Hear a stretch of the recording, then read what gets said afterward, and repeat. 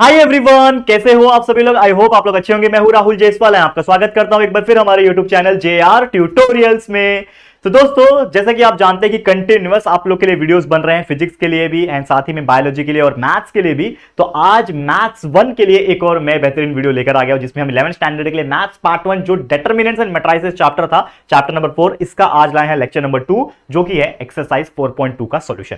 तो दोस्तों, सबसे पहले कुछ बेसिक बातें करेंगे कि क्या होता है डिटरमिनेंट। ये सब चीज तो हमने आपको बता दिया, लेकिन कुछ बेसिक प्रॉपर्टी से इसको डिस्कस करेंगे एंड उसके बाद हम सीधा एक्सरसाइज 4.2 के क्वेश्चंस के ऊपर जाएंगे और उसको धीरे धीरे सॉल्व करेंगे, ताकि आप लोग का पूरा कॉन्सेप्ट क्लियर हो जाए। तो बस आपको एक काम करना है, वीडियो को एंड तक देखना है। लेकिन साथ ही में एक और सबसे इंपॉर्टेंट चीज ये है दोस्तों, आप लोग के डिमांड के कारण ही हमने JR ट्यूटोरियल्स का एप्लीकेशन जो है वो बना दिया है और लॉन्च कर दिया है। तो आप लोग प्लीज, जिन्होंने भी अभी तक JR ट्यूटोरियल का एप्लीकेशन डाउनलोड नहीं किया, इंस्टॉल नहीं किया है, तो प्ले स्टोर में जाइए और प्ले स्टोर में जाने के बाद सिर्फ JR ट्यूटोरियल्स अगर आप सर्च करोगे तो आपको हमारा एप्लीकेशन देखने मिल जाएगा। उसको वहां से क्लिक करके इंस्टॉल कर लेना। इंस्टॉल करने के बाद आपको दो ऑप्शन देगा, that is register and login. तो सबसे पहले आपको रजिस्टर पे क्लिक करके आपका जो भी डिटेल्स है वो आपको डाल देना है और उसके बाद आपका user ID and password create करके आप लॉगिन हो जाना है। लॉगिन जैसे ही करोगे उसके अंदर आपको बहुत सारी चीजें देखने मिल जाएंगी। बहुत सारे वीडियोस अभी बन रहे हैं आप लोग के लिए भी, बहुत सारे टेस्ट सीरीज, क्विजेस एंड कई सारे कोर्स के फॉर्म में वीडियोस आने वाले हैं। कुछ मोस्ट ऑफ दी जो चीजें रहेगी वो फ्री हम डालेंगे, कुछ ना कुछ पेड हो सकता है, लेकिन वो बहुत एक तरीके से जेन्युइन और अफोर्डेबल रेट्स पे रहेगा। लेकिन सबसे पहले बहुत सारी चीज फ्री ऑफ कॉस्ट आएगी, जो आपके एग्जाम्स के लिए बहुत हेल्पफुल होगा। तो जरूर से डाउनलोड कर लेना, ठीक है। एक यहां तक आपने सपोर्ट दिखाया है दोस्तों, यहां तक, तो जरूर से ऐप पे भी आप सपोर्ट दिखाओ, ताकि हम लोग और अच्छी तरीके से आप लोग के लिए मेहनत करें और आप लोग को और भी ज्यादा आगे बढ़ा सके, ठीक है। चलिए शुरुआत करेंगे।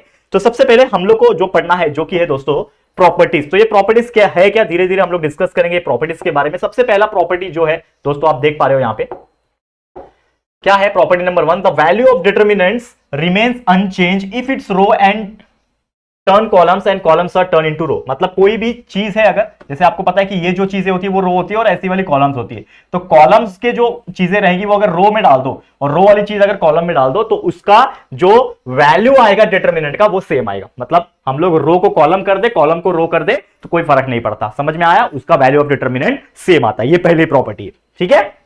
दूसरी प्रॉपर्टी क्या बोलता है कि if any two row or columns of the determinant are interchange, then the value of determinant changes its sign. मतलब अगर जैसे कि मेरे पास 3x3 का मैट्रिक्स है, अगर मतलब 1 2 3 और 1 2 3, ऐसे 3x3 का मैट्रिक्स है, टोटल 9 नंबर रहेंगे। समझ पा रहे कैसे? ABCDEFGH, ठीक है ना, आई, इस प्रकार से 9 वाले रहेंगे।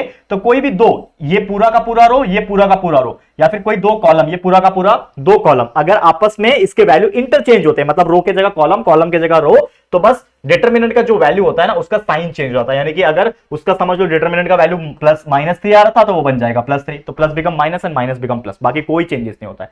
समझ में आ गया?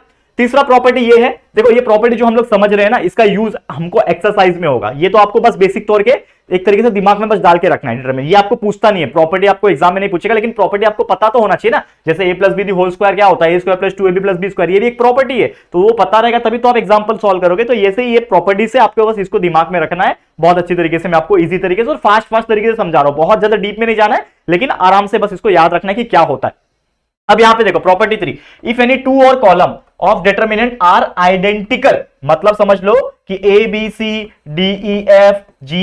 मेरे पास कितना है, ये 3x3 के एक तरीके से क्या है, डिटरमिनेंट है, नॉट मैट्रिक्स। मैं मैट्रिक्स बना रहा हूं, ये गलती हो गया, ठीक है ना, ये डिटरमिनेंट है नॉट मैट्रिक्स, स्ट्रेट लाइन, ठीक है। मैं मैट्रिक्स बना रहा था कब से, स्क्वायर नहीं बनाना है, सिर्फ ऐसा बनाना है, दैट इज डिटरमिनेंट। तो ये डिटरमिनेंट अगर रहेगा तो इसमें कोई भी दो रो या फिर कोई भी दो रो कॉलम का, ठीक है, अगर वैल्यू जो है वो सेम है, मतलब तीनों के दो आइडेंटिकल है, मतलब क्या हो रहा है, आइडेंटिकल मतलब क्या होता है, दोनों दोनों सेम हो जाएगा। मतलब 2 2 2 है, 2 2 2 है, ठीक है, और 1 2 3 है, तो कोई दो रो तो सेम हो गया ना। तो जब दो रो भी सेम हो जाएंगे या फिर दो कॉलम भी सेम हो जाएंगे, तो उसका डिटरमिनेंट सीधा आ जाएगा 0, मतलब डायरेक्ट वैल्यू आप 0 लिख सकते हो, सॉल्व करने की जरूरत ही नहीं। ये हो गया तीसरा प्रॉपर्टी। वैसे चौथा प्रॉपर्टी क्या है, if each element of a row और column of determinant is multiplied by a constant के, मतलब अगर कोई भी पर्टिकुलर रो का, ठीक है ना, कोई भी रो है, कोई भी कॉलम है, उसके हर एक वैल्यू को अगर मैं k से मल्टीप्लाई करूं, मतलब कोई भी कांस्टेंट नंबर से मल्टीप्लाई करूं, तो जो न्यू डिटरमिनेंट का जो वैल्यू आएगा वो क्या रहेगा, k times the value of given determinant, obviously.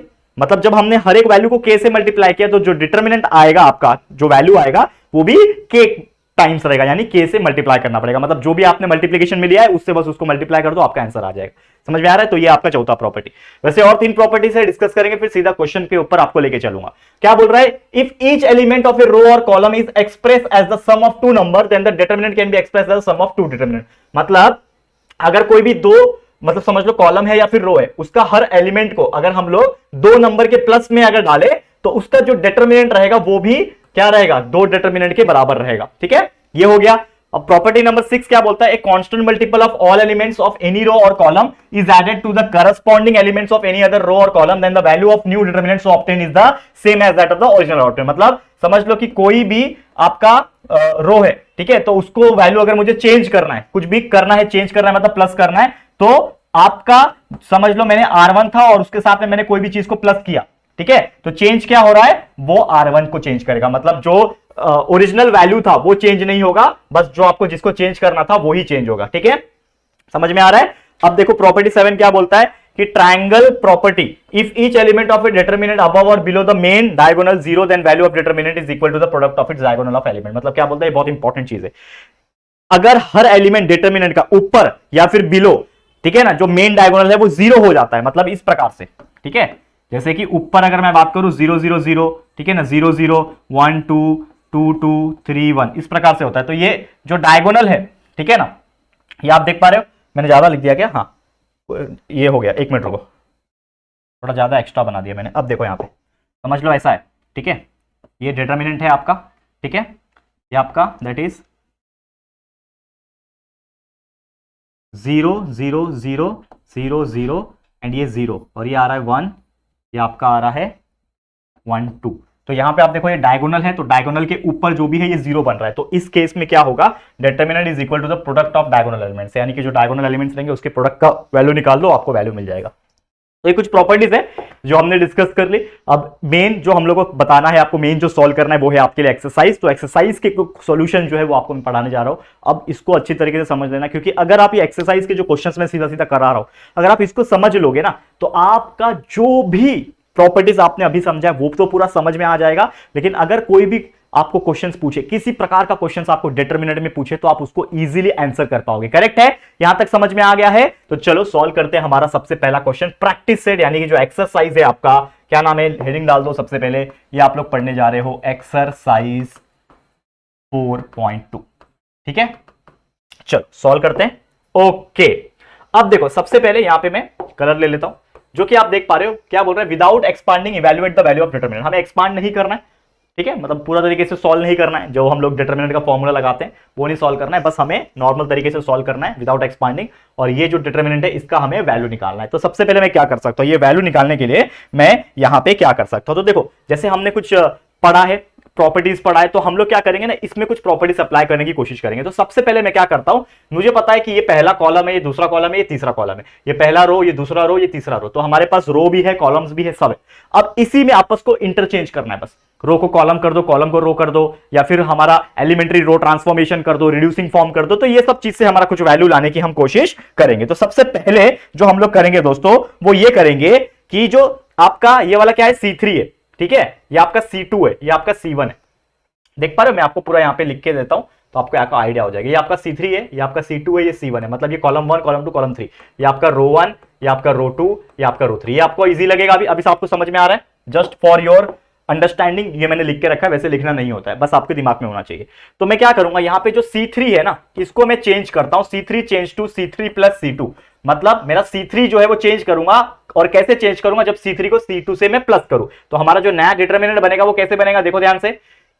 C3 change हो रहा है, जो एरो के इस तरफ होता है वो चेंज हो रहा है, मतलब C3 को मैं चेंज कर रहा हूं इसको और इसको प्लस करके। तो ये बाकी जो है C1 और C2 वो तो सेम रहेंगे, यानी कि 1 नीचे 1 और नीचे 1, और ये जो A है, ये B है और ये C है, ये तो सेम रहने वाले हैं, ये तो सेम रहने वाले हैं। चेंज क्या हो रहा है, ये तीसरा कॉलम जो है चेंज होगा। तो B प्लस C था, अब उस पर मुझे A भी प्लस करना है, क्योंकि C3 प्लस C2 हो रहा है ना, C3 प्लस C2 मतलब B plus C plus A, यानी कि ये हो जाएगा A plus B plus C हो जाएगा, बराबर ना। ये तीनों प्लस हो गए, फिर ये तीनों प्लस हो जाएंगे, तो ये भी क्या हो जाएगा, C A और B, यानी कि ये भी हो जाएगा A plus B plus C, सीधा करके लिख दिया। और ये C है, ये A है, ये B है, तो ये AB प्लस C हो जाएगा, तो A plus B plus C ये भी हो जाएंगे, तो लिख दो इसको A plus B plus C। तो ये हमारा नया डिटरमिनेंट बन गया। ठीक है, तो हमने क्या किया, एक नया डिटरमिनेंट बनाया। अब इसके वजह से क्या हो रहा है कि ये a प्लस बी प्लस सी जो हमें मिल रहा है, ठीक है ना, इसके वजह से हम क्या करते हैं कि हम जो है ना कॉमन निकालते हैं, taking a plus B plus C common from C3। हमने कॉमन निकाल दिया C3 से। देखो यहां पे ध्यान से हम लोग क्या करने की कोशिश कर रहे हैं, हम लोग यहां पे, एक सेकेंड,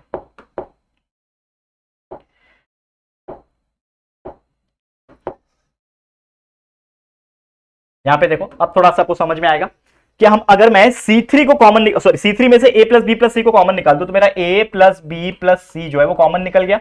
तो डिटरमिनेंट में क्या बचेगा, यहां पे 1 1 1 तो C1 के पास था ही, 1 1 1 कॉलम 1 के पास था, ABC भी कॉलम 1 के पास था, ठीक है। और यहां पे जब a प्लस बी प्लस सी तीनों में से कॉमन निकल गया तो क्या बचेगा, 1 1 1, ठीक है, कॉमन बचेगा। जैसे मैंने आपको बताया क्या बचेगा, कॉमन 1 1 1 बचेगा। अब आप एक चीज जानते हो, हमने एक प्रॉपर्टी पढ़ी है, क्या प्रॉपर्टी पढ़ी है कि अगर कोई भी दो रो या फिर कोई भी दो कॉलम अगर सेम आते हैं तो उसका डिटरमिनेंट आएगा 0। तो हम लोग क्या बोल सकते हैं कि यहां पे column 1 and column 3 are identical, same है ना, आर आइडेंटिकल। तो देयरफॉर हम लोग क्या बोल सकते हैं, देयरफॉर जो वैल्यू है डिटरमिनेंट का वो क्या हो जाएगा, 0 हो जाएगा। मतलब ये जो a प्लस बी प्लस सी है और इस डिटरमिनेंट का जो वैल्यू है वो क्या हो जाएगा, 0 हो जाएगा, ठीक है, समझ में आ रहा है। तो a plus B plus C multiply by 0 is nothing but 0। तो आपका आंसर कितना आ गया, इस चीज का 0। और वही आपको बोला था कि विदाउट इवैल्यूएशन, मतलब इसको हम लोग को सॉल्व करना पड़ता, 1 मल्टीप्लाई बाय दिस वैल्यू, इसको क्रॉस मल्टीप्लाई, फिर a, फिर this multiply by this multiply by this, पता है ना, वो हम लोग ने किया है डिटरमिनेंट में 4.1 एक्सरसाइज में पूरा सॉल्व किया। अगर आपने 4.1 एक्सरसाइज नहीं देखा है तो प्लीज जाके आप देख सकते हैं, कोई परेशानी आपको नहीं होगी। लेकिन इसमें हम लोग को स्पेशली बोल के रखा था कि विदाउट एक्सपांडिंग, मतलब नॉर्मली एक्सपांड नहीं करना, जो हमारा नॉर्मल मेथड होता है सॉल्व करने का उससे नहीं, हम लोग को इसमें हम लोग का खुद का ही जो हमने प्रॉपर्टीज पढ़ा है, प्रॉपर्टीज को बनाया है, वो प्रॉपर्टीज का हम लोग ने इस्तेमाल किया। ये वाला देखो, दो C1 और C3 के दोनों सेम है तो डायरेक्ट 0 आ गया, और ए प्लस बी प्लस सी बाहर था, उसको मल्टीप्लाई हो गया 0 से, तो आंसर आ गया 0। तो हमारा कितना आसानी से इस पर्टिकुलर क्वेश्चन का आंसर आ गया 0। कितना इजी था आप खुद ही देखो दोस्तों, मतलब इससे ज्यादा इजी कुछ हो सकता है क्या। तो क्वेश्चन नंबर 1 का फर्स्ट है, ये हमने सॉल्व कर दिया और उम्मीद करता हूं कि आपको बहुत अच्छी तरीके से समझ में आ गया होगा। चलते हैं अगले क्वेश्चन की तरफ, जो कि आप देख पा रहे हो स्क्रीन के ऊपर, सेकंड क्वेश्चन। अब यहां पे अगर आप देखोगे, ठीक है, ये भी सेम वही है, डिटरमिनेंट ही है। अब इसमें भी क्या करना है, विदाउट एक्सपांडिंग आपको वैल्यू जो है वो निकालना है, ठीक है ना, विदाउट एक्सपांडिंग निकालना है। तो मैं क्या करता हूं यहां पे कि ये फर्स्ट रो है, इसको आपको लिखना है तो लिख सकते हो, वैसे आपके लिए मैं लिख रहा हूं यहां पे, ये R1 है, ये R2 है, ये R3 है, ठीक है। वैसे ऊपर ये C1 है, ये C2 है, ये C3 है, ठीक है। तो यहां पे अगर आप देखोगे ये रो 3 जो दिख रहा है मुझे इस प्रकार वाला, इसमें x x x कॉमन दिख रहा है, तो मैं ना थोड़ा कॉमन निकालने की कोशिश करता हूं। मैं क्या करूंगा, ठीक है ना, टेकिंग, सिर्फ x कॉमन निकल रहा है क्या, नहीं, बहुत कुछ कॉमन निकल रहा है। मतलब इसमें 3x है, इसमें भी 3x है, इसमें भी 3x है, मतलब मेरा 3x कॉमन निकल रहा है। तो टेकिंग 3x कॉमन, ठीक है, फ्रॉम, कहां से निकाल रहा हूं मैं, R3 से निकाल रहा हूं। तो क्या बचेगा मेरा, मैं क्या निकाल रहा हूं, 3x कॉमन निकाल रहा हूं। तो जब मैं 3x कॉमन निकालूंगा तो 3x बाहर हो गया। डिटरमिनेंट में क्या बचेगा, ये 2 3 4, मतलब रो 1 में तो कुछ किया ही नहीं मैंने, तो ये सेम रहेगा 2 3 4। रो 2 5 6 8 इसको भी मैंने कुछ नहीं किया, तो ये भी सेम टू सेम रहेगा। लेकिन ये जो है इसमें से 3x निकल गया, तो क्या बचेगा, सिर्फ 2 बचेगा। समझ में आ रहा है, 3x निकल गया तो 2 बचेगा, इसमें 3x निकल गया, कर दो divide by 3x, x x cancel, 9 divide by 3 मतलब 3 बचेगा। और इसमें भी 3x कॉमन निकल गया, तो डिवाइड बाय 3x कर दो, तो आपका कितना बचेगा, 3 4 12, x x कैंसिल, 4 बचेगा, तो यहां पे 4 बचा, ठीक है। और अगेन यहां पे अगर आप नजर डालोगे तो ये 3x तो है ही, और इसमें एक ये रो और एक ये रो, ठीक है, जो कि आप देख पा रहे होगे। हियर हम लोग क्या बोल सकते हैं, हियर रो 1 ये वाला 2 3 4 वाला, और रो 3 2 3 4, ये दोनों के दोनों सेम है, 2 3 4 2 3 4, तो आर आइडेंटिकल, ठीक है, आर आइडेंटिकल। ये दोनों के दोनों क्या है, रो 1 एंड रो 3 जो है ये दोनों एक दूसरे को आइडेंटिकल है। तो हम लोग क्या बोल सकते हैं कि इसका जो डिटरमिनेंट आएगा वो 0 आएगा। तो हम लोग क्या बोल सकते हैं कि therefore this value 3x multiply by determinant का वैल्यू 0, तो ये 3x multiply by 0 is nothing but 0, तो इसका वैल्यू भी आ गया 0। और कितना आसानी से ये चीज सॉल्व हो गया, करेक्ट है, देख पा रहे हो। तो ये भी आंसर आ गया हमारा 0, बहुत इजी था, और कितना इजी तरीके से हमने इसको सॉल्व भी करके दिखा दिया, करेक्ट, क्लियर हो गया। तो ये हो गया हमारा पहला क्वेश्चन, क्वेश्चन नंबर 1 हमने बिल्कुल इजी तरीके से सॉल्व कर दिया है, करेक्ट। अब मैं जाऊंगा क्वेश्चन नंबर 2 की तरफ, और क्या है ये हम लोग उसको आपको पढ़ाएंगे, ध्यान से देखना। तो आप लोगों को कैसा लग रहा है आप कमेंट करते रह सकते हो, ठीक है, आप लोग के लिए कंटिन्यूअस मेहनत की जा रही है, तो जो भी कॉन्सेप्ट है हम आपको समझा के दे रहे हैं, बस आपको इसको अपनी तरफ से भी प्रैक्टिस करना है, जितना हो सके प्रैक्टिस करना है, तभी यार हमारा जो सपना है हमारा महाराष्ट्र में रिवॉल्यूशन लाने का, ये हम लोग पूरा कर सकते हैं। ठीक है, तो इसमें सपोर्ट आप लोग की बहुत ज्यादा इंपॉर्टेंट है, जितना आप सपोर्ट दिखाओगे, प्यार दिखाओगे, तभी हम लोग आगे जा सकते हैं। ठीक है, चलो आगे बढ़ जाते हैं, क्वेश्चन नंबर 2 पे जाते हैं। क्वेश्चन नंबर 2 क्या बोलता है, देखो, प्रूव दैट, ये प्रूव दैट का सम है। तो अक्सर हमेशा याद रखना कि प्रूव दैट वाला जो सम होता है ना, उसमें कोशिश ये करना कि लेफ्ट हैंड साइड ले लेना और राइट हैंड साइड ले लेना, इन दोनों को प्रूव करके दिखाना। तो left hand side is equal to right hand side prove करके दिखाना है। लेकिन पहले क्वेश्चन को समझ लेते हैं कि पूछा क्या है, कि ये x प्लस वाई है, y प्लस जेड है, z प्लस एक्स है, ये ठीक है, समझ में आ रहा है, इज इक्वल टू ये करना है। तो सबसे पहले मैं क्या करता हूं ना, सबसे पहले यहां पे मैं ले लेता हूं मेरा लेफ्ट हैंड साइड। तो LHS is equal to this value, जो कि है क्या है बताओ, x plus Y, z plus X, y plus Z, यहां पे x plus Z, x plus Y, z plus X, और यहां पे है z plus X, y plus Z and x plus Y. ये हमारा डिटरमिनेंट है, इसमें हमने क्या ले लिया, LHS ले लिया। अब इसको मैं क्या सॉल्व कर सकता हूं, तो यहां पे अगर मैं सॉल्व करने की कोशिश करूं तो यहां पे मैं लिखता हूं जो मेरा पहला रो है, ये आप देखो, पहला रो, दूसरा रो, तीसरा रो, और यहां पे कॉलम्स है। तो यहां पे मैं क्या करता हूं, अगर मैं पहले रो को दूसरे रो के साथ प्लस करूं, ठीक है, तो कुछ होगा क्या, अगर मैं यहां पे, अगर आप देखो पहले रो को दूसरे रो के साथ प्लस करूं तो कुछ होगा क्या, एंड दूसरे रो को तीसरे रो के साथ प्लस करूं तो होगा क्या। तो देखो इसमें एक्स वाई है, समझ में आ रहा है, देखो इसमें x प्लस वाई है, इसमें z प्लस एक्स है, और तीसरे में y प्लस जेड है। मतलब मैंने क्या किया, R1, R2 और R3, ये R1 है, ये R2 है, ये R3 है ना, तो तीनों को प्लस किया तो क्या मिलेगा, ये 2x है, यहां पे 2y है, और यहां पे 2z है। मतलब ये हमें मिलेगा 2x plus 2y plus 2z। क्या मिलेगा, 2x प्लस 2y 2z। मतलब जो मेरा फैसला है कि ये तीनों को मैं एक साथ प्लस करूं, ये बिल्कुल सही है। तो इसको हम लोग करते हैं। बिल्कुल सही इसलिए भी है क्योंकि हमारा कुछ वैल्यू आ रहा है, तो इसको मैं क्या करूंगा, इस इक्वल टू, हमने क्या करना है यहां पे कि R1 मेरा चेंज होगा इस प्रकार कि हम लोग R1 plus R2 plus R3 कर रहे हैं। मतलब सिर्फ R1 ही प्लस कर रहा हूं मैं, मतलब चेंज क्या हो रहा है, सिर्फ R1 चेंज होगा, बाकी R2 और R3 जो है वो सेम रहेगा। तो वैल्यू जो है वो तीनों प्लस होके कहां जाएंगे, R1 के पास ही जाएंगे। करेक्ट है, मतलब चेंज क्या हो रहा है, R1 हो रहा है। समझ में आ रहा है, तो चलो बनाओ यहां पे क्या आएगा, देखो ध्यान से देखना, ये चीज ना बिल्कुल अच्छी तरीके से आपको ध्यान से समझने की जरूरत है। अब देखो is equal to x plus Y plus Z plus x plus Y plus Z, ये क्या हो जाएगा, 2x plus 2y plus 2z हो जाएगा, जैसे मैंने आपको करके दिखाया। ठीक है, same x plus Z, x plus y, x जेड प्लस एक्स, तो इसमें भी क्या हो जाएगा, इसमें भी क्या हो जाएगा, that is 2x plus 2y plus 2z हो जाएगा। ठीक है, 2z हो जाएगा। एंड तीसरा जो ये है, ये भी z plus x plus Y plus Z plus x plus y, यहां पे भी 2x है, 2y है और 2z है, तो ये भी हो जाएगा 2x plus 2y plus 2z। समझा यहां तक, इसको थोड़ा और यहां तक खींच लेते हैं, इसको यहां पे कोने में डाल देते हैं। ठीक है, समझ में आ रहा है कि नहीं दोस्तों, यहां तक समझ में आया। तो R1 मेरा चेंज हो गया, तो R1 को मैंने लिख दिया, लेकिन मेरा R2 और R3 तो सेम रहेगा ना, तो यहां पे z प्लस एक्स और नीचे y प्लस जेड, फिर यहां पे x प्लस y और नीचे z प्लस एक्स, और यहां पे y प्लस z और नीचे क्या है, हाँ ये देखो, ये प्लस का साइन नहीं आएगा। ठीक है, तो ये हो गया हमारा, इसको यहां पे हम लोग कंप्लीट कर देंगे और यहां पे एक लाइन खींच देंगे, तो ये हो गया हमारा नेक्स्ट स्टेप। अब यहां पे हम लोग नेक्स्ट स्टेप में क्या कर सकते हैं, तो देखो सबसे पहले हमने क्या किया, इसको पूरा अच्छी तरीके से सॉल्व करने के बाद जो हमारा नेक्स्ट स्टेप है वो हम लोग क्या कर सकते हैं। अब यहां पे आप देखोगे तो ये इसमें 2x plus 2y plus 2z है, इसमें भी 2x plus 2y plus 2z है, इसमें भी 2x plus 2y plus 2z है। मतलब ये तीनों में से हम लोग 2 को कॉमन निकाल सकते हैं। बिल्कुल, तो मैं क्या करूंगा, यहां पे एक वर्ड लिखूंगा, दैट इज नथिंग मतलब टेकिंग कॉमन, टेकिंग, यहां पे मैं एक वर्ड लिखता हूं, यहां पे मैं थोड़ा कलर चेंज करता हूं और यहां पे लिखता हूं टेकिंग टू कॉमन फ्रॉम, किससे कॉमन निकाल रहा हूं मैं, R1 से निकाल रहा हूं, ये पहला रो है उससे निकाल रहा हूं, तो टेकिंग 2 कॉमन फ्रॉम R1। तो हमारा जो नया बनेगा वो क्या बनेगा, यहां पे एक लाइन खींच देता हूं मैं इस प्रकार से, तो हमारा जो नया डिटरमिनेंट बन रहा है, ठीक है, क्या बन रहा है, यहां पे लिखूं, ठीक है, ये जगह है ना, ये जगह इसको मैं यूटिलाइज कर सकता हूं। तो यहां पे मैं एक नया डिटरमिनेंट जो बन रहा है वो हमारा क्या बनेगा, देखो यहां पे 2x plus 2y plus 2z में से 2 कॉमन निकल गया, तो क्या बचेगा, x plus y plus z। ठीक है, सेम उसी प्रकार x plus y plus z, यहां भी बचेगा x plus y plus z, और यहां पे भी सेम बचेगा x plus y plus z, क्योंकि इसमें से भी 2 कॉमन निकल गया, तो ये भी बचेगा x plus y plus z। ठीक है, थोड़ा मैंने छोटा लिखा क्योंकि हम लोग का जो स्पेस है वो यूटिलाइज हम कर पा रहे हैं। ठीक है, यहां तक समझ में आ रहा है आप लोग को। अब नीचे जो है ये दोनों तो सेम रहेंगे, इसमें मैंने कुछ किया ही नहीं है, तो z प्लस एक्स, यहां पे z प्लस एक्स, और नीचे क्या है y प्लस z, ये सेम रहने वाला है। सेकंड कॉलम में आप देखो x plus Y z plus x, तो यहां पे x plus Y z plus x same रहेगा, और यहां पे y प्लस z और x प्लस वाई, तो y प्लस z और x प्लस वाई, ये तो सेम टू सेम रहेगा।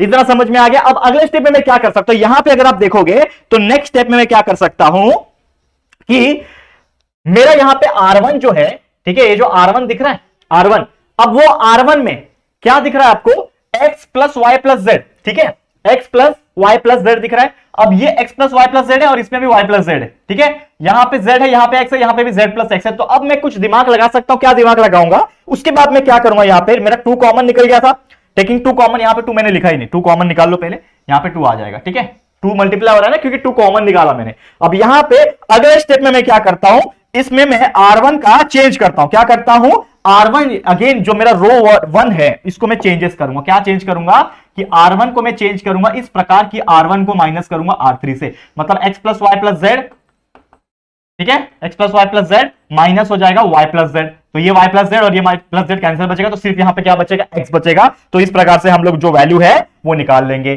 ठीक है। अब देखो कैसे निकलता है, देखो बड़ा सॉल्यूशन निकलेगा लेकिन मजा आएगा आपको। देखो मैंने क्या किया, R1 माइनस R3 किया, तो मेरा जो नया डिटरमिनेंट बनेगा वो कैसे बनेगा, 2 तो मेरा बाहर था ही, लेकिन यहां पे x plus Y plus z में से y प्लस जेड गया, तो सिर्फ यहां पे क्या बचेगा, x बचेगा।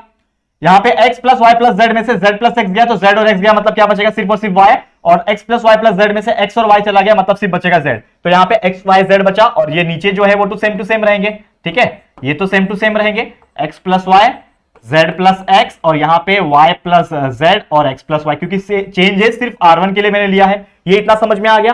अब अगले स्टेप में मैं क्या कर सकता हूं, अगले स्टेप में मुझे एक चीज पता, देखो मेरे को क्या निकालना है, इस चीज का सॉल्यूशन निकालना है, और सॉल्यूशन कैसे निकालना है, 2 मल्टीप्लाई बाय ये आपको निकालना है। तो ये आपको प्रूफ करना है ना, लेफ्ट हैंड साइड आपने लिया हुआ है और राइट हैंड साइड प्रूफ करके दिखाना है। तो राइट हैंड साइड में क्या होना चाहिए, यहां पे एक्स वाई जेड होना चाहिए, तो वो आपने निकाल लिया। अब ये दो चीज है ना, इसको आप लोग को बनाना है, ठीक है। तो अगर मैं ये देखो, ये x है, ये z प्लस एक्स है, ठीक है, यहां पे क्या है, x प्लस वाई, और यहां पे y है, और y प्लस जेड, यहां पे z है। तो मुझे यहां पे अगर z x y निकालना है, z x y निकालना है, तो मुझे ये x हटाना पड़ेगा, ये y हटाना पड़ेगा, और ये z हटाना पड़ेगा। तो मैं क्या करूंगा, R2 को R1 से माइनस कर दूंगा, तो आ जाएगा, बिल्कुल आ जाएगा। तो मैं यहां पे क्या करूंगा, that is R2 change to, मैं यहां पे क्या करूंगा, R2 को चेंज करूंगा इस प्रकार से कि R2 को मैं माइनस कर दूं R1 से, तो इससे मेरा एक नया डिटरमिनेंट बनेगा। कैसे बनेगा, देखो 2 कॉमन x y और z, ये तो चेंज नहीं हो रहा है, R1 तो चेंज नहीं हो रहा है, चेंज क्या हो रहा है, R2 हो रहा है। तो z plus x minus x होगा, तो x x कैंसिल, क्या बचेगा, यहां पे z बचेगा।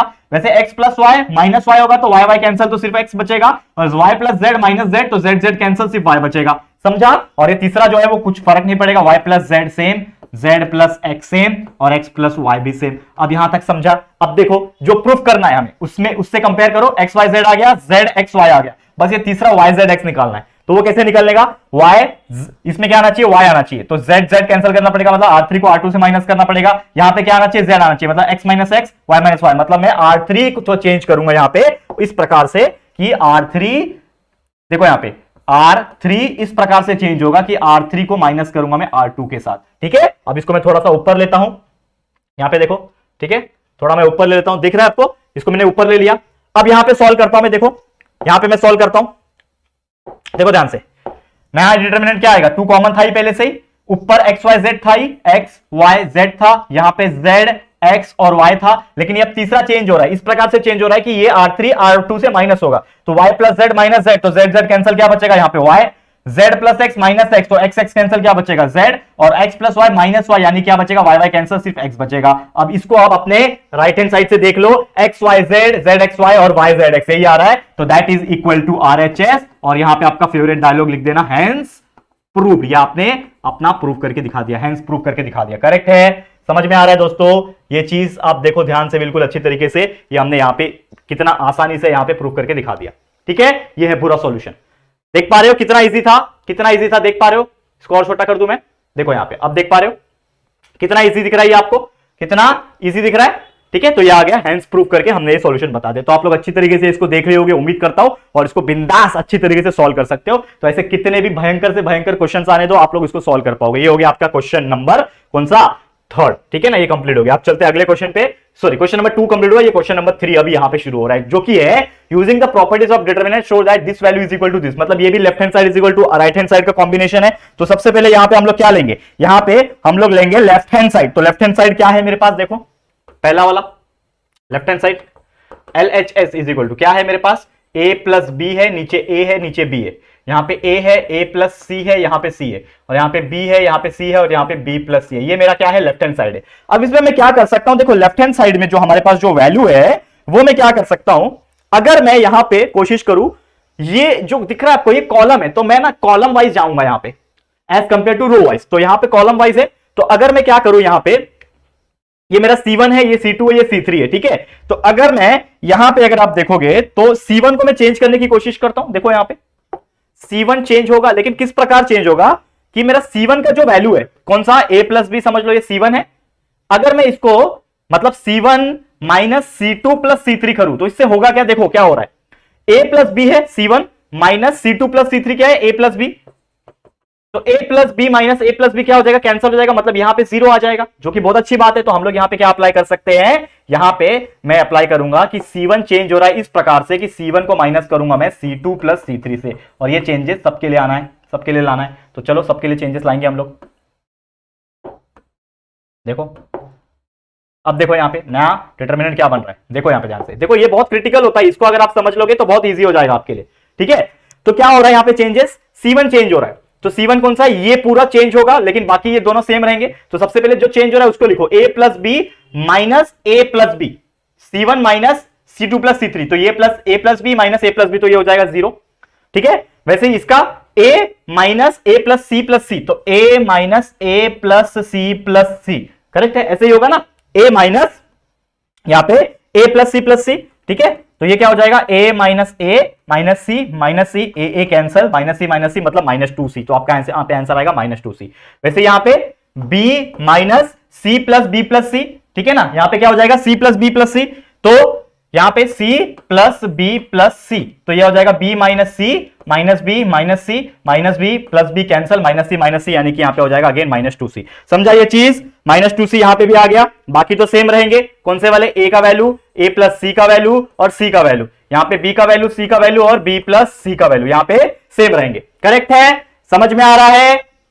तो नेक्स्ट स्टेप हम लोग क्या करेंगे, सबसे पहले इसको मैं मिटा देता हूं, इसका काम नहीं है, ये हमारा रफ कैलकुलेशन था, इसको हमने मिटा दिया। अब यहां पे अगर आप देखोगे तो नेक्स्ट स्टेप हम क्या कर सकते हैं, देखो अब देखो ये फर्स्ट कॉलम में अगर आप देखोगे तो यहाँ पे 2 -2 है, यहाँ पे वही -2 है, ठीक है। तो ये फर्स्ट कॉलम में से हम लोग क्या निकाल सकते हैं, -2 को कॉमन निकाल सकते हैं। तो टेकिंग -2 कॉमन, कहां से निकाल रहे हो कॉमन, फ्रॉम C1 से हम लोग कॉमन निकाल रहे हैं, ठीक है। यहां पे हम लोग एक लाइन खींच देते हैं। अब नेक्स्ट स्टेप यहां पे मतलब नया डिटरमिनेंट बनेगा, तो नया डिटरमिनेंट क्या बनेगा कि -2 जो है वो कॉमन निकल गया, डिटरमिनेंट क्या बनेगा, यहां पे कुछ था ही नहीं, मतलब 0 था, तो कॉमन निकले नहीं निकले एक ही बात है, 0 हो जाएगा। यहां पे -2 निकल गया तो यहां पे बचेगा C और यहां पे भी बचेगा C, समझा। बाकी दो C2 और C3 सेम रहेंगे, तो ये हो जाएगा A, यहां पे हो जाएगा A plus c same to same, और यहां पे हो जाएगा C, ठीक है। और अगेन B C और B प्लस सी सेम रहेगा, दैट इज B C, और ये B प्लस सी जो है वो सेम रहेगा। यहां तक कोई परेशानी, समझ में आ रहा है। अब देखो यहां पे एक मिनट, ठीक है, थोड़ा सा कलर में चेंज करता हूं सो दैट यहां से हम लोग एक नया कर सकेंगे, ठीक है। अब देखो यहां पे, अब इसको मैं आगे सॉल्व करता हूं। तो यहां पे हम और क्या कर सकते हैं, देखो कुछ चेंजेस अगर मुझे लाना है तो मैं क्या चेंज कर सकता हूं। अगर मैं यहां पे ध्यान दूं, ये C2 और ये C1 है, तो C2 को C1 से माइनस करूंगा तो a माइनस 0 a ही रहेगा, a plus c minus c, तो सिर्फ a बचेगा, और c माइनस सी 0 हो जाएगा। मतलब कहीं ना कहीं मुझे यहां पे फायदा हो रहा है, तो मैं क्या करूंगा, C2 को चेंज करता हूं so that C2 minus C1 करता हूं, ठीक है। तो यहां पे चेंज की वजह से क्या हो जाएगा, देखो यहां पे बस दिमाग का खेल है, -2 पहले से ही कॉमन था, यहां पे पहला कॉलम सेम टू सेम रहेगा, 0cc सेम रहेगा, बराबर है कि नहीं, 0cc सेम रहेगा। अब यहां पे देखो a माइनस 0 a रहेगा, a plus c minus c, तो cc कैंसिल, तो सिर्फ a बचेगा, और c minus c nothing but यहां पे भी 0 आ जाएगा, समझ में आ रहा है। और ये तीसरा कॉलम भी सेम रहेगा, b c और b प्लस सी, क्योंकि इसको मैंने कुछ चेंजेस नहीं किया है।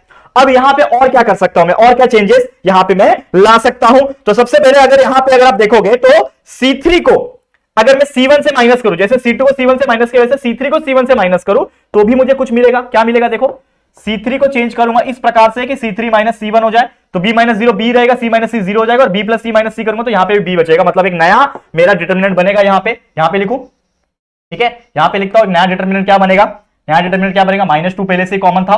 अब देखो यहां पे ये 0cc सेम रहेगा, 0cc सेम रहेगा, सेकंड वाला कॉलम a 0 भी सेम रहेगा, a और 0। लेकिन अब तीसरा चेंज हो रहा है ना, C3 चेंज हो रहा है, किस प्रकार से चेंज हो रहा है, C3 माइनस C1 करके, मतलब b minus 0 is nothing but यहां पे b आ गया, C माइनस सी यहां पे 0 आ जाएगा, और ये B plus C minus c, तो C कैंसर, यहां पे सिर्फ और सिर्फ B बचेगा। तो ये बन गया हमारा नया डिटरमिनेंट। अब इसके अलावा हम लोग कुछ कर नहीं सकते, तो हम इसको सॉल्व कर लेंगे जो डिटरमिनेंट का मेथड है। तो क्या है डिटरमिनेंट का मेथड? ये -2 तो पहले से ही बाहर है। अब क्या होता है, सबसे पहला number 0, this multiply by this, यानी A multiply by B, AB हो गया, माइनस दिस वैल्यू माइनस 0, ठीक है। फिर बीच वाला टर्म क्या होता है, माइनस होता है, minus this value that is A multiply by this multiply by this, तो C मल्टीप्लाई बाय B यानी BC, फिर बीच में माइनस, 0 मल्टीप्लाई बाय C 0, फिर होता है प्लस एंड ये B, और कौन सा होता है, that is C multiply by 0 is 0 minus A multiply by C, ठीक है। और ये पूरा करली ब्रैकेट, अब इसको सॉल्व कर लो, तो -2, ठीक है, 0 मल्टीप्लाई बाय दिस पूरा वैल्यू 0 हो गया, ये minus A multiply by BC यानी कि माइनस ABC हो गया, ठीक है, और माइनस 0 हो जाएगा, ठीक है। फिर plus B multiply by 0 0, B multiply by minus ABC is nothing but minus ABC, तो यहां पे आप लिखो माइनस ABC, ठीक है, ये हो गया माइनस ABC। तो माइनस ABC कितना हो जाएगा दोस्तों, -2ABC, तो ये हो जाएगा -2 मल्टीप्लाई बाय -2ABC, और -2 multiply by -2 is nothing but 4, positive 4 हो गया, और ये ABC 4ABC आ गया, और यहां पे देखो 4ABC लिखा हुआ है कि नहीं मैजिक? कुछ किया गया, मैंने देखा तक नहीं, RHS को मैंने देखा नहीं जब तक हमने पूरा सॉल्व नहीं किया, बस सॉल्व करते जाओ, आंसर आ जाता है। तो लास्ट में लिख दो इज इक्वल टू RHS, और लास्ट में हेंस प्रूव्ड, ये आपका फेवरेट डायलॉग, हेंस प्रूव, ये आपने प्रूव करके दिखा दिया। करेक्ट है दोस्तों, क्लियर है, कितना बहादुरी से और कितना इजी तरीके से हमने सॉल्व किया। Determinant is one of the easiest examples, easiest chapter, लेकिन बस आपको करना है और कुछ नहीं।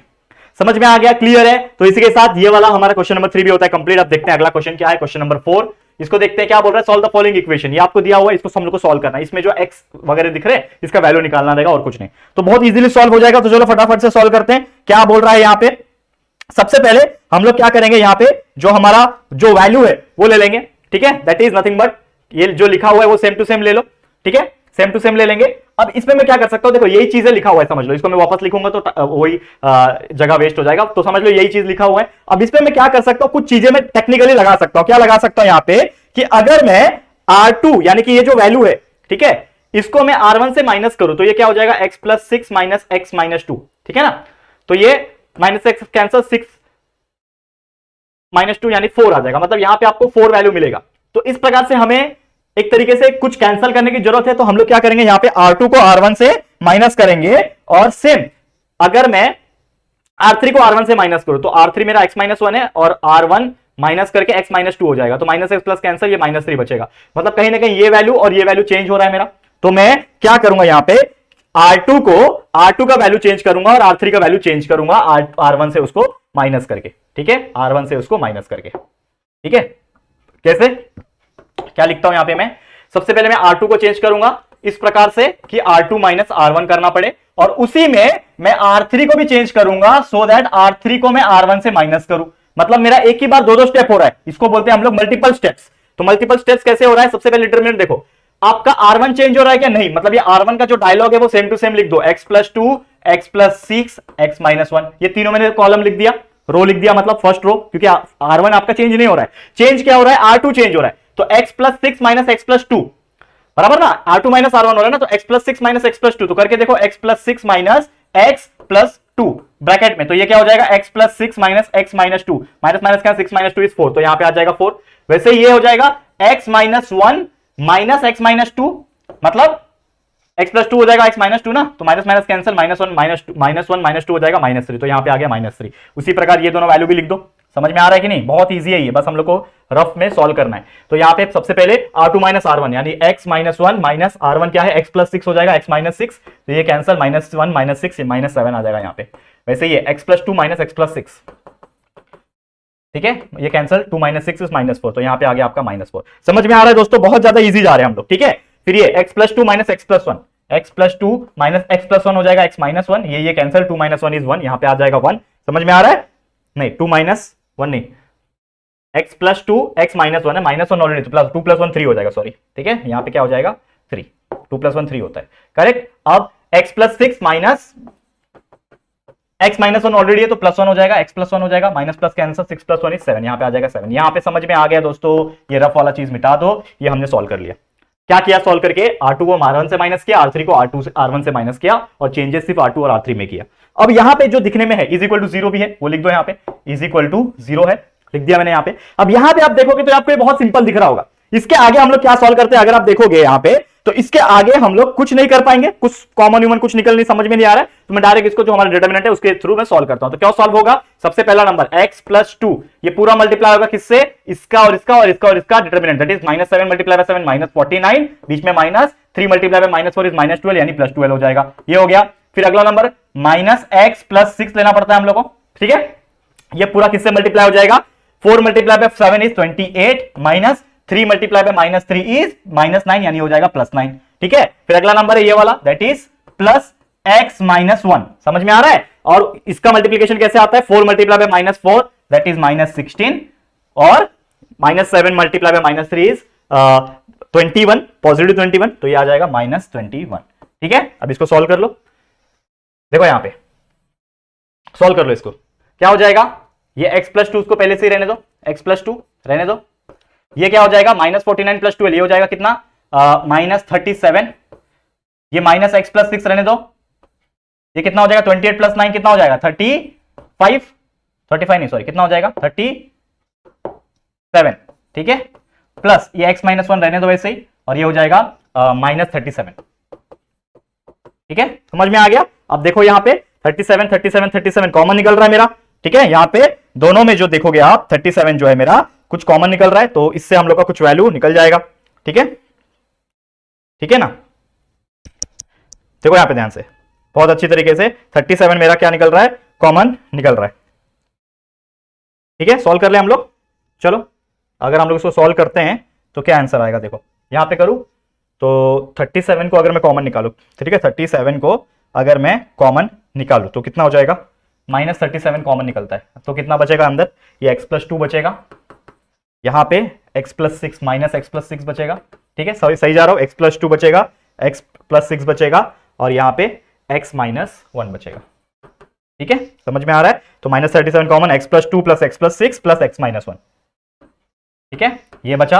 अब इसमें सॉल्व कर लो तो ये क्या हो जाएगा -37 x plus x 3x 2 plus 6 8 minus 1 7 3x minus 7, ठीक है, तो यहां पे क्या हो जाएगा, दैट इज आपका जो वैल्यू आएगा यहाँ पे 37 इज इक्वल टू 0 है, ये इज इक्वल टू 0 है, तो 37 हो जाएगा तो 0 हो जाएगा, तो क्या बचेगा सिर्फ और सिर्फ 3x, यहाँ पे माइनस नहीं लिखने का, यहाँ पे इक्वल नहीं आएगा, सॉरी यहाँ पे भी इक्वल नहीं आएगा, ठीक है, यहाँ पे इक्वल नहीं आएगा, ऑलरेडी इक्वल टू 0 है, तो ये हो जाएगा -37 इज इक्वल टू 0, मतलब सिर्फ और सिर्फ हमारे पास कितना बचेगा 3x minus 7 is equal to 0, therefore 3x is equal to 7, तो therefore x will be equal to 7/3, तो आपका आंसर कितना आ रहा है x का, जो कि आ रहा है, ठीक है, 7/3, ठीक है, 3x प्लस 7 ना, करेक्ट, 3x प्लस 7 यहाँ पे आएगा, -7/3 answer, this is your answer, correct है। कितना आसानी से हमने ये प्रूफ करके दिखा दिया, करेक्ट है कि नहीं दोस्तों, बिल्कुल आराम से हमने कॉमन निकाल दिया, देखो यहाँ पे -37 कॉमन निकाल लिया, तो ये x प्लस 2 था, -37 कॉमन निकाल लिया तो x प्लस 6 था, यहाँ पे भी -37 कॉमन निकाल लिया तो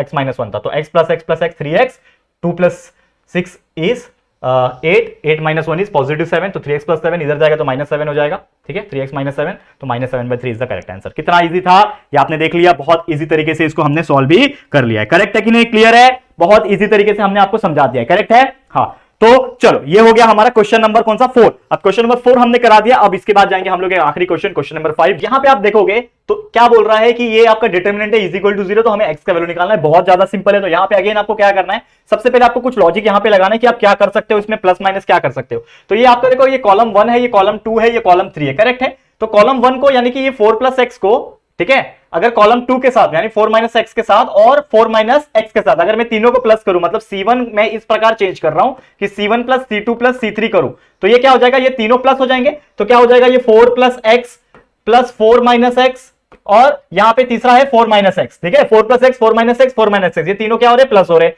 तो देखो ये minus x plus x cancel, 4 plus 4 plus 4 12 हो जाएगा, और ये माइनस एक्स, तो 12 माइनस एक्स हो गया, मतलब ये पोजीशन पे हमको जो वैल्यू मिलेगा वो 12 माइनस एक्स मिलेगा, ठीक है। तो यहां पे हम लोग लिखते हैं क्या मिलेगा, देखो कॉलम बनाओ, डिटरमिनेंट बनाओ, तो यहां पे C1 के जगह पे क्या मिलेगा हम लोग को, 12 माइनस एक्स मिलेगा, करेक्ट है। अब सेम उसी प्रकार ये वाला भी 4 minus x plus 4 plus x plus 4 minus x, तो ये भी क्या हो जाएगा, अगेन 12 माइनस एक्स हो जाएगा, क्योंकि सेम ही है ना, एक 4 प्लस एक्स है, दो 4 माइनस एक्स है, यहां पे भी एक प्लस 4 प्लस एक्स है, दो 4 माइनस एक्स है, यहां पे भी 12 माइनस एक्स हो जाएगा, सेम वही चीज C1 plus C2 plus C3, बाकी ये दोनों चेंजेस नहीं हो रहा है, तो C2 का जो वैल्यू है यानी 4 माइनस एक्स 4 प्लस एक्स और यहाँ पे 4 माइनस एक्स, और ये वाला कॉलम भी जिसका नाम है 4 माइनस एक्स, 4 माइनस एक्स और ये 4 प्लस एक्स, ये हो जाएंगे सेम टू सेम। यहां तक आपको समझ में आ गया होगा, बहुत बेसिक तरीके से, कुछ परेशानी नहीं है। मैंने क्या किया, सिर्फ C1 का वैल्यू चेंज किया है, C2 plus C2, C1 plus C2 plus C3 करके, ठीक है। यहां तक आपको समझ गया। अब अगला स्टेप में मैं क्या कर सकता हूं, ये करने के बाद अगर आप देखोगे यहाँ पे इज इक्वल टू 0 लिखा हुआ है यहाँ पे, इसको करने के बाद यहां पे मैं कुछ कॉमन निकाल सकता हूं। आप देखो ये पहला पूरा कॉलम जो है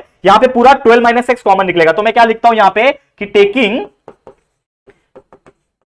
12 माइनस एक्स कॉमन, किससे निकाल रहा हूं मैं कॉमन, फ्रॉम, किससे कॉमन निकाल रहा हूं, ये जो चीजें दिख रही है आपको, ये जो चीजें दिख रही है यहां पे, अगर मैं यहां पे बात बताने की कोशिश करूं, एक सेकंड रुक जाओ, ठीक है। अब यहां पे आप देखो,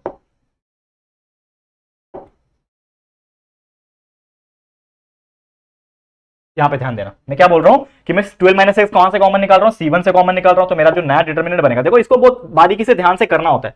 ये पूरा कॉमन निकल गया तो 1 1 1 बच गया, 12 माइनस एक्स मेरा यहां से क्या निकल गया, कॉमन निकल गया, तो यहां पे लिखो मैं 12 minus x common, 12 minus x मेरा कॉमन निकल गया, इज इक्वल टू आगे लिख दूंगा, ये 1 1 1 हो गया। यहाँ पे ये 4 माइनस एक्स, यहाँ पे 4 प्लस एक्स, और यहाँ पे भी 4 माइनस एक्स, और यहाँ पे 4 माइनस एक्स, 4 माइनस एक्स, और यहाँ पे है 4 प्लस एक्स। यहाँ पे समझा, ये वैल्यू समझ के आ गया आपको। अब नेक्स्ट स्टेप देखो, नेक्स्ट स्टेप, अब मैं क्या कॉमन निकाल सकता हूं, या फिर मैं क्या यहां पे कुछ कर सकता हूं क्या, तो यहां पे कॉमन निकालने के बाद अगर मैं यहां पे R2 जो है, ये R2, इसको मैं R1 से माइनस करूं, मतलब R2 माइनस R1 करूं, तो 4 minus x minus 4 minus x cancel हो जाएगा, ठीक है, समझ में आ रहा है। तो R2 माइनस RX करूं, अगर मैं R2 minus RX, sorry R2 minus RX बोल रहा हूं, R2 माइनस R1 करूं, और उसी प्रकार R3 माइनस R1 करूं, तो हमारा ये जो वैल्यू है वो भी हम लोग को देखने मिल जाएंगे। तो मैं यहां पे क्या करता हूं, देखो यहां पे मैं क्या करूंगा, यहां पे मैं क्या करता हूं, R2 को चेंज कर रहा हूं किस प्रकार, R2 माइनस R1 से, और R3 को चेंज कर रहा हूं इस प्रकार R3 माइनस R1 से। तो हमें जो नया डिटरमिनेंट मिलेगा वो कैसे मिलेगा, देखो यहां पे इज इक्वल टू, ये पहला जो सॉरी अब रो की बारी है, रो की बारी, तो पहला row same to same 1 4 minus x, 1 4 minus x, और ये 4 माइनस एक्स, ये सेम टू सेम रहेगा, कुछ फर्क नहीं पड़ेगा। लेकिन R2 माइनस R1 हो रहा है तो 1 माइनस 1 यहां पे 0 हो जाएगा, 4 plus x minus 4 minus x, देखो 4 plus x minus 4 minus x मतलब 4 प्लस एक्स हो जाएगा, ठीक है। तो यहां पे minus 4 plus 4 cancel, x plus x is 2x, यहां पे क्या बचेगा, 2x बचेगा, करेक्ट है कि नहीं। और यहां पे 4 माइनस एक्स कहां गया, ये वाला 4 minus x minus 4 minus x, यहां पे हो जाएगा 0।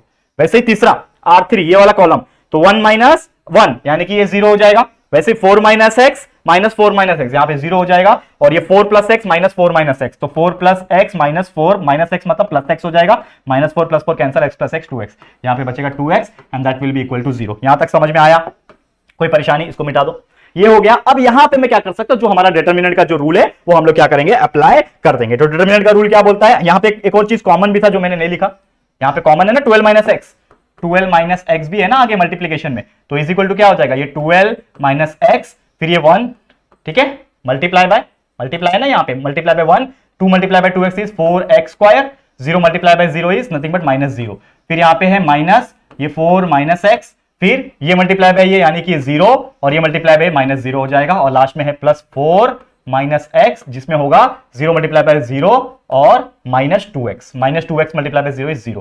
तो यहाँ पे ये हो गया कंप्लीट, तो ये हो जाएगा 12 माइनस एक्स, ठीक है, और ये हो जाएगा मल्टीप्लाई बाय 4x स्क्वायर, ठीक है, फिर यहाँ पे माइनस 4 प्लस एक्स, और ये मल्टीप्लाई बाय 0 दैट इज 0 ही हो जाएगा, ये पूरा जो है ये आगे के जितने भी चीजें हैं वो सब 0 हो जाएगा, तो कुछ लिखने की जरूरत नहीं, बस इतना ही बचा, that will be equal to 0, ये पूरा इक्वल टू 0 हो गया। तो ये क्या हो जाएगा, मल्टीप्लाई कर दो, तो 4x स्क्वायर मल्टीप्लाई बाय 12, तो 4 12 जा 48 x square minus x, 4x square minus x, यानी कि क्या हो जाएगा दोस्तों, यहां पे आपका एक वैल्यू आ जाएगा जो कि हो जाएगा, यहां पे बताओ क्या हो जाएगा, 48 एक्स स्क्वायर हो जाएगा, और यहां पे क्या हो जाएगा बताओ, ठीक है, यहाँ पे क्या हो जाएगा 4x स्क्वायर हो गया ना यहाँ पे, हाँ यहाँ पे मैं कुछ कॉमन भी निकाल सकता हूँ, अगर मेरे को निकालना तो मैं निकालूंगा, लेकिन 4x square multiply by minus x, तो ये हो जाएगा minus 4x cube is equal to 0। अब यहाँ पे मेरा 4 भी कॉमन निकल रहा है, 48 भी कॉमन निकल रहा है, करेक्ट है, यहाँ पे मेरा 4 भी कॉमन निकल रहा है, 48 भी कॉमन निकल रहा है, लेकिन मैं क्या निकालूंगा, सिर्फ और सिर्फ ना एक्स स्क्वायर जो है ना वो कॉमन निकालता हूँ, ठीक है,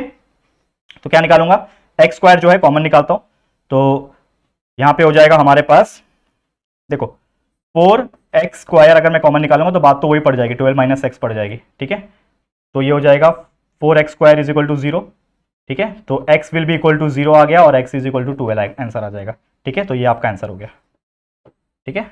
एक बार ये x इज इक्वल टू 0 हो गया और ये x minus 12 is equal to 0, तो x इज इक्वल टू 12 हो गया। ये आपका आंसर आ गया। तो दो आंसर हमारे पास यहाँ पे आ रहे हैं। करेक्ट है, क्लियर है। तो बस यही था हमारा क्वेश्चन नंबर 5, ये हमने सॉल्व कर दिया। ऐसे कई सारे और क्वेश्चन है, तो जरूर से आप इसको सॉल्व करना और प्रैक्टिस करते रहना। हम आपके लिए कंटिन्यूस वीडियो बना रहे हैं, मेहनत कर रहे हैं, तो आप लोग बस जितना हो सके वीडियोस देख के कॉन्सेप्ट क्लियर करो और उसको एग्जांपल्स को उठाओ, प्रैक्टिस करो, क्योंकि जब तक आप प्रैक्टिस नहीं करोगे तब तक आपको समझ में नहीं आएगा। तो जरूर से प्रैक्टिस करते रहना। तो इसी के साथ आज का वीडियो होता है समाप्त, और उम्मीद करता हूं ये वीडियो भी आपको बहुत अच्छी तरीके से समझ में आ गया होगा। ऐसे अगला लेक्चर आ जाएगा जिसमें 4.3 सॉल्व कर लेंगे और ये चैप्टर भी जल्दी जल्दी कंप्लीट कर देंगे पूरा का पूरा। तो आप लोग बस बने रहना। बाकी लेक्चर्स फिजिक्स, केमिस्ट्री, बायोलॉजी बहुत कंटिन्यूसली आ रहे हैं। मैथ्स के भी पार्ट 2 लिमिट्स वगैरह बहुत अच्छी तरीके से आ रहे हैं। तो आप बस देखते रहो, पढ़ाई करते रहो। हमारे हर सर के जो वीडियो है, संजीव सर है, नौशाद सर है, अभिषेक सर है, जितने भी सर हमारे लिए कंटिन्यूस मेहनत कर रहे हैं, आप लोगों के लिए कंटिन्यूस मेहनत कर रहे हैं, तो प्लीज इस चीज को हमें सपोर्ट जरूर से करना। ठीक है, वीडियो समाप्त होता है। वीडियो कैसा लगा प्लीज को कमेंट करना। वीडियो पसंद आए तो प्लीज वीडियो को लाइक कर देना, शेयर करना अपने दोस्तों के साथ। पहली बार आए हो चैनल पे तो चैनल को सब्सक्राइब जरूर से कर देना। ठीक है दोस्तों, तो जल्दी मिलेंगे हमारे एक और न्यू वीडियो में। तब तक के लिए thank you and good bye.